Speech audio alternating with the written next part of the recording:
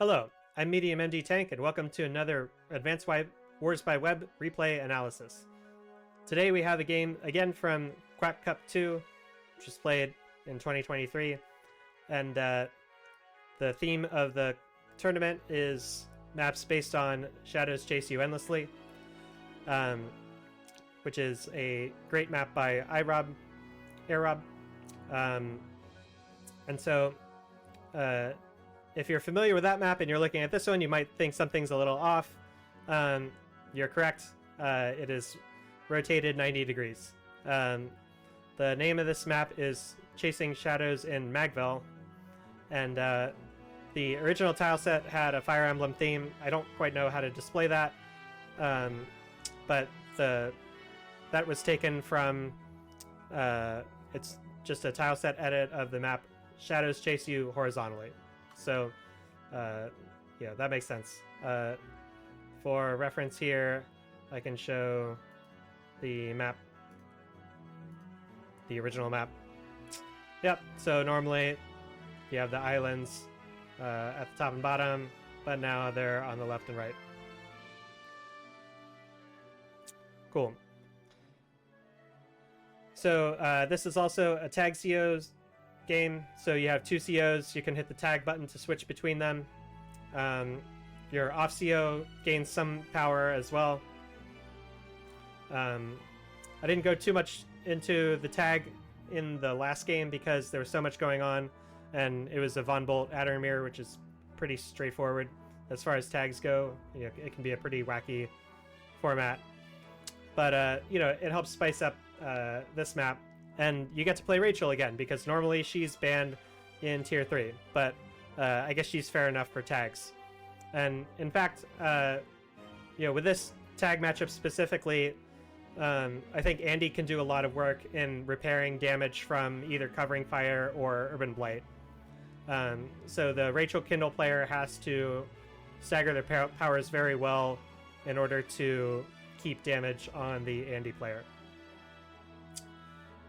So, general reminder, you know, you have two bases and an airport, and you have a black boat. Black boat can either block the port, or it can block unit movement here, or it can rejoin your army up here so that you can make walls to defend or to start pushing. Generally, I've been favoring the income block. So let's see how it goes.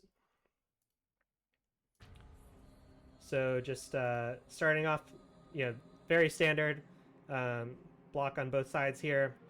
You don't want to let them get this.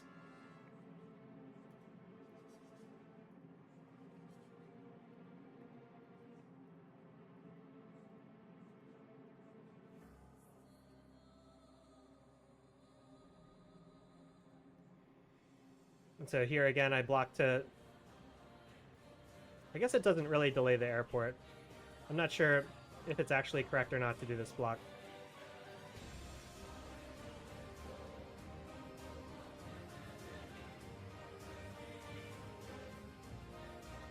But they do it too. They get the first tank out.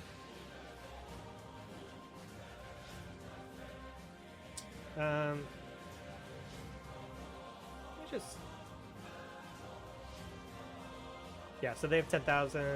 Yeah, so that's enough to build a tank. I have 13,000. I think I delayed my tank a turn, maybe, in order to get out another infantry. Okay, sorry, I just want to go back a little bit. So I have the option... I didn't do this chain. Instead, I ran this up, and then I had the option of these three properties. I think this is the one that I should be going for, but I don't. Instead, I go for this. This one is more contestable for sure.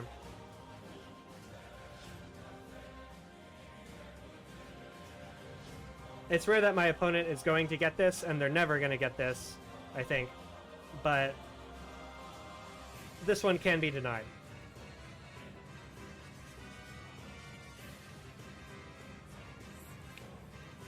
And especially once Urban Blight comes on, I might have a lot of trouble taking this. I do start taking this island before this airport comes online. I think I timed that out based on when they took their airport. And so now I want to prevent the port capture, so I'm running my boat back. We'll see what this RD does. You know, it could go help secure the port, or it could go up to the island.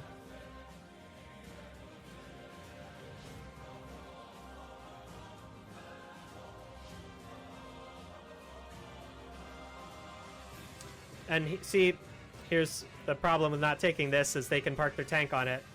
And, you know, attacking into a Kindle City tank is pretty difficult, especially without a comm tower. So there we go for the port block.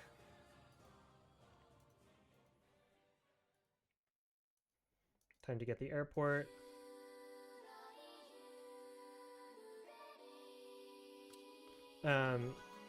Obviously it didn't come into play, but it is possible to sometimes already lock that one.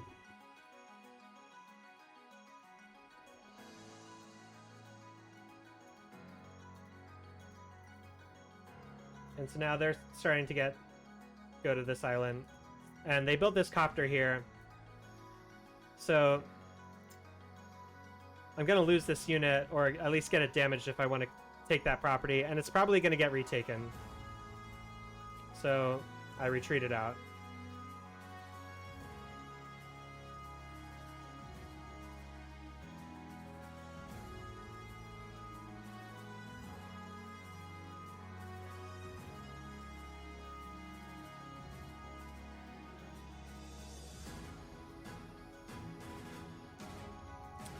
And so I am trying to slowly already push my way into this center city. I'm still not quite sure what this artillery is doing. I guess it is preventing them, but I feel like if they want to, they could start devoting some vehicles over there to push it out. But it's doing something for now, I guess.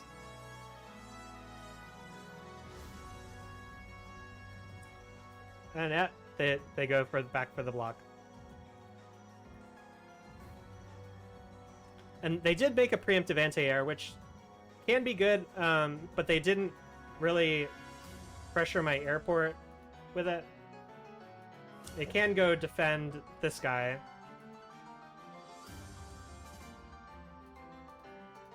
Continuing to make more and more copters.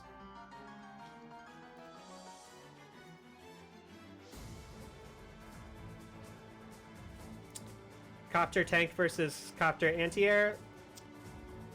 I think copter anti-air is probably gonna have an advantage, but we'll see. And so I go for this attack. You know, it's a 6/6 because attacking into Kindle. And likewise, the Kindle power is probably able to push through that extra bit of damage. It's annoying. So I'm maneuvering to try to, you know, contest these properties. Not quite taking this one yet. Too scared of all the infantry here. We'll retreat back. Slow push with this already, although it's not been too impactful so far. This copter placement's nice. Can't get to it with an anti-air. Lots of great tricks to be found on this map. Very well designed, in my opinion.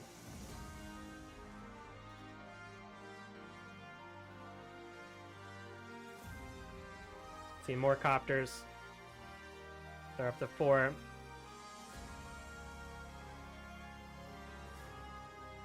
More than they have healthy tanks.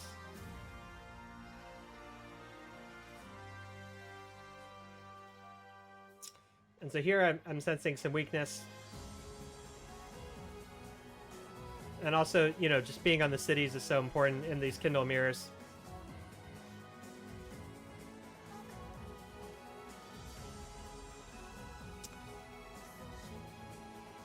I think It's tricky. If they had a second copter backing this up, then it could be really good. But they don't. Because you could do something like copter on tank, anti-air, you know, maybe second hit on tank. Or you do tank on tank? I don't know. So I think I'm pretty walled off here, but let's see if there's a weakness in it.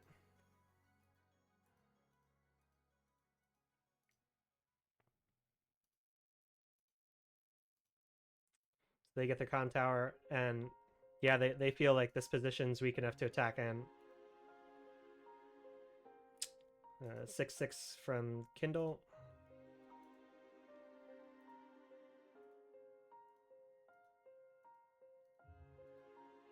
And now this island is pretty much mine. It's interesting they're conceding to it. Earlier I had gotten a free hit because the anti-air wasn't in position yet. But now they moved it back. Still though, they committed this copter that's definitely going to die. And then they have some kind of vulnerable infantry in the middle too. So let's see how that conflict plays out. I'm not sure about that hit. That's okay. Big artillery shot. And here, surprisingly, I feel like this is weak enough to attack into. And, you know, I get the Kindle City bonus. So that's a nice 9-3.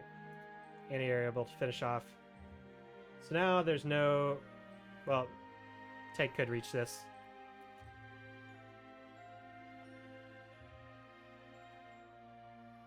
Clear out all the infantry. So suddenly the center's looking a lot more open.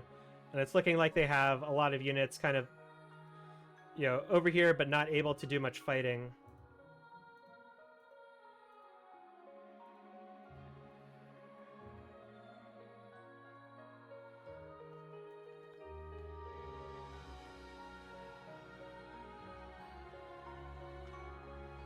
Here you get some nice hits.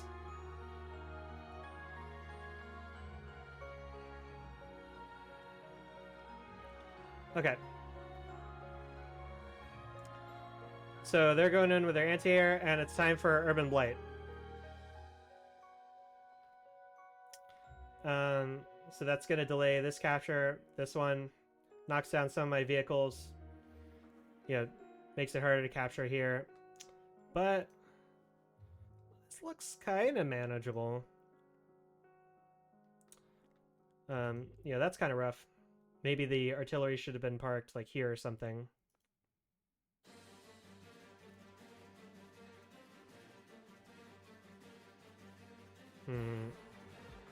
Looking a little dicey.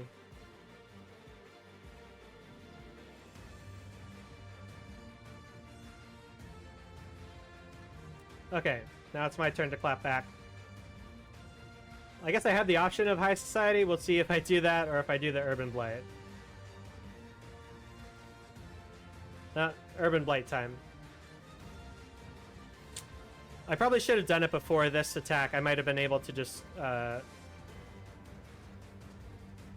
kill off that tank more efficiently, but that's okay. These are still pretty favorable trades. Just being cautious with my units here. You know, these two are kind of locked down capturing. They're not going to be able to like join up with this anytime soon. I'm getting a little feisty up here.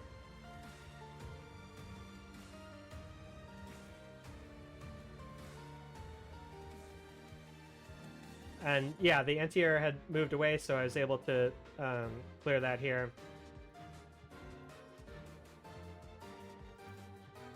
And now, though, my opponent tagged into Rachel. And I'm gonna have to deal with the Super CO power, so here it comes. Kerblamo. And this is why I built the Neo tank, was to absorb some of these shots, and sure enough it absorbed 2 of the missiles. And all of them hit in this area, instead of this cluster or this cluster. So that's about the best situation for me. Yeah, farther away from the battlefield. Otherwise, like, this whole center could have been wiped out. As is, I'm still going to take a lot of damage. My opponent choosing to finish off the 1 HP tank instead of going for this attack. I think the reasoning for that is that I'm going to be able to tag into Andy for Super CO power next turn. And they want to prevent those repairs. So they are effective at clearing out these units. It's looking maybe a little rough for me.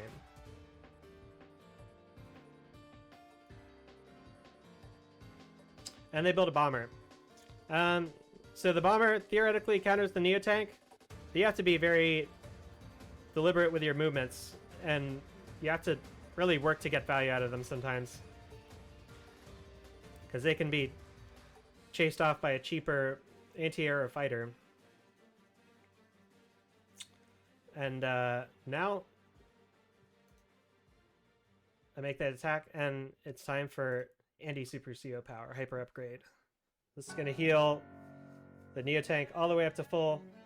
It's going to allow these units to finish, well, they were already going to finish capturing.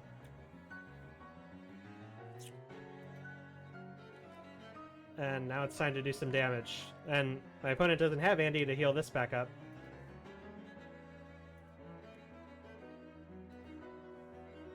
And so, you know, because my opponent chose to attack the tank, I mean, I would have healed back up anyway, so it's probably the correct move, but yeah, this counterattack's pretty huge.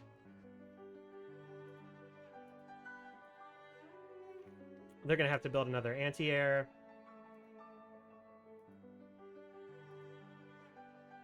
I think this one probably should have gone to the HQ, but that's okay.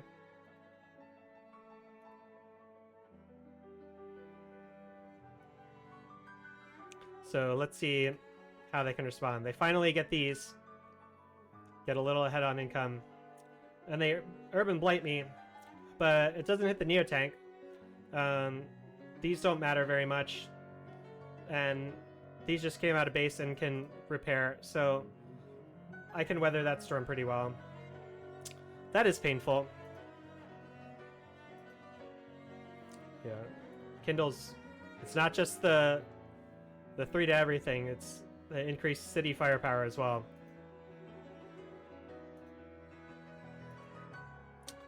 That was a bit of a questionable one. The bomber has to be very cautious here, because this anti-air is still alive.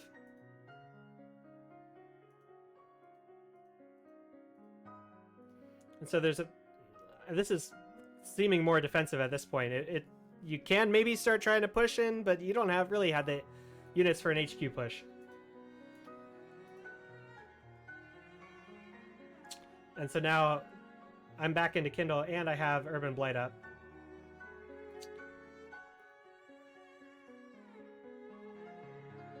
Again, maybe I should have blighted first. That's okay. Oh, forgot about that. I guess that's why I left that there.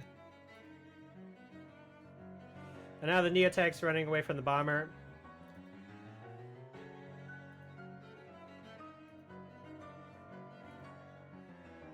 Nothing really to stop this copter.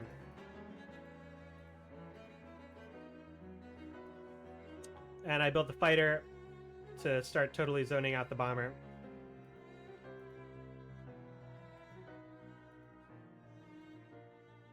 And with that, you can't see it, but my opponent resigns. So I think, you know, they tried maybe a little too hard to deny this property, and, you know, I came out ahead on units. They kind of had some units kind of clogged up here that weren't fighting. And then there's a big investment in the bomber that wasn't able to do too much. And then in the CO power war, my Super CO power was able to heal up the damage from the covering fire. So that, plus letting me get this island kind of for free. Yeah, I think those are the major factors in this game. So I hope you learned something, and I'll see you next time.